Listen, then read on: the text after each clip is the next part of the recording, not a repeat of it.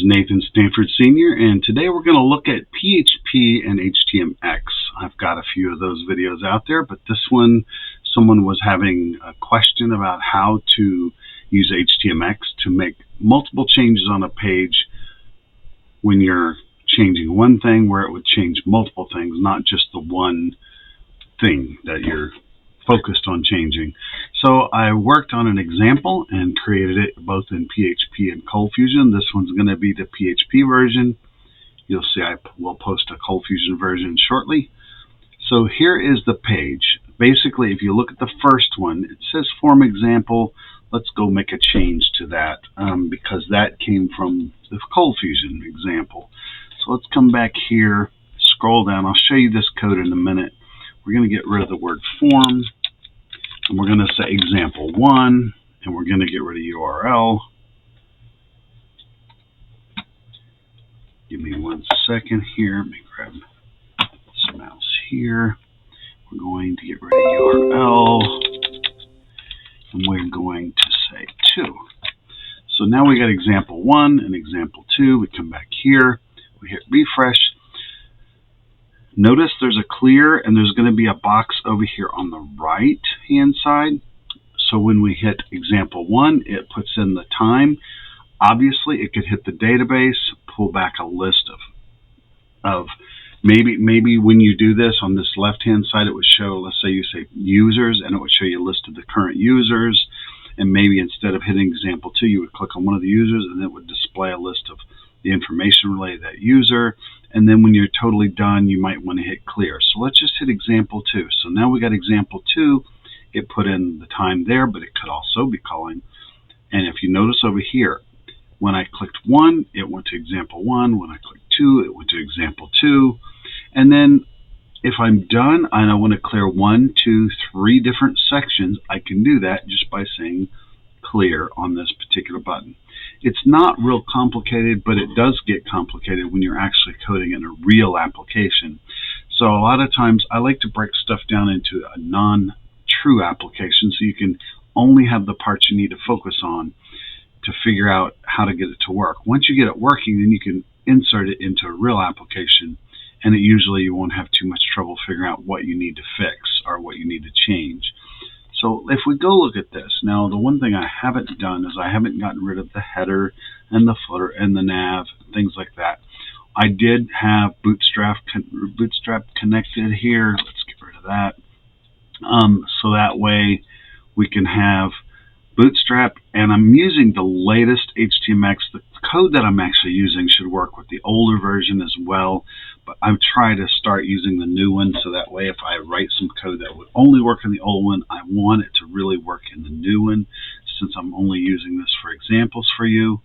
So if you've already got an application that's already got HTMX installed, you don't have to switch to 2 to do what I'm doing. So here is the button. And in the button, this is the button here is the PHP, the nav bar section. So that one is we're not really using for the example. It's just there to make it look like an application. So now we come down here and I've minimized both the header and the nav. And if you notice, there is no footer. So we're just looking at this. So we've got 3 rows. We got 1 row. We got 4 different columns. One is example 1. One is example 2. The third one is where the clear button is, and the fourth one is where you put the example information. I called it example 1, and I left these as simple names so that you could more easily understand what's going on. So if you look here on button 1, what we're saying is on button 1 we're doing a post, and so in ColdFusion I was outputting the form variables that come through, and I put in vowels. I made up this fake vowels that I got a copy of from HTMX.org's website. Just went look for hx-vowels, copied one of these, put it in. So it would pass that on as if it was a form submission. And so you'd be able to use this to a form. So this is going to swap the inner HTML. It's going to target test 1.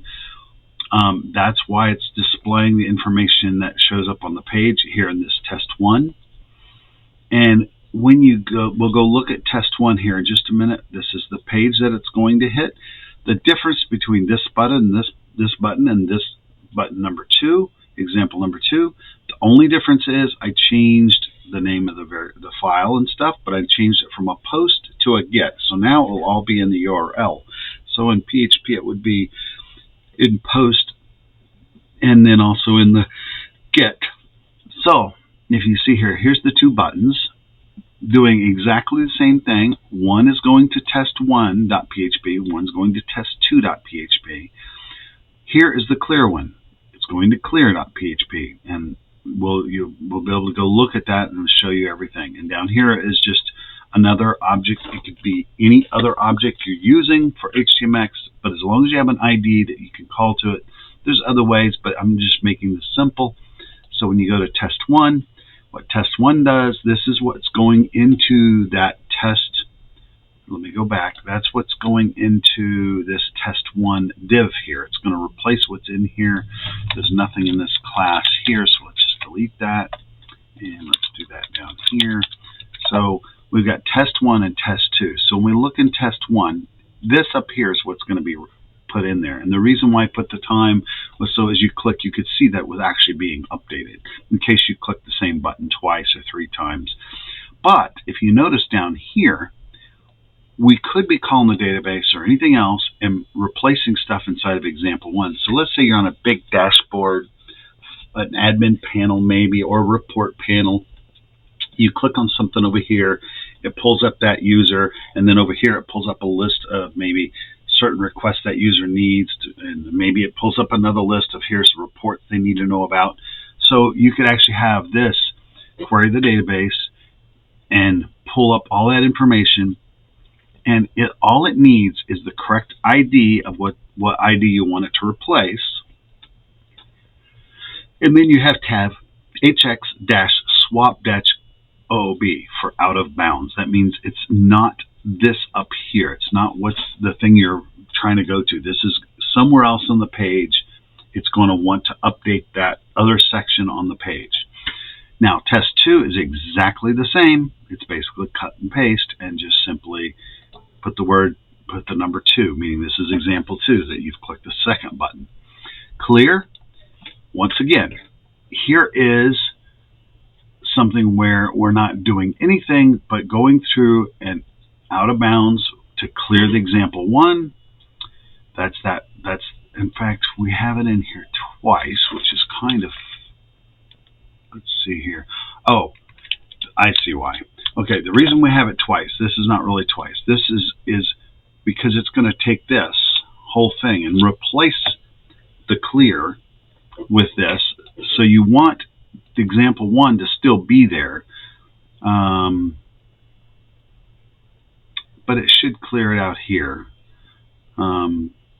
since that's out of bounds. So I probably don't need both of these. I'm going to leave it for right this second because it's working.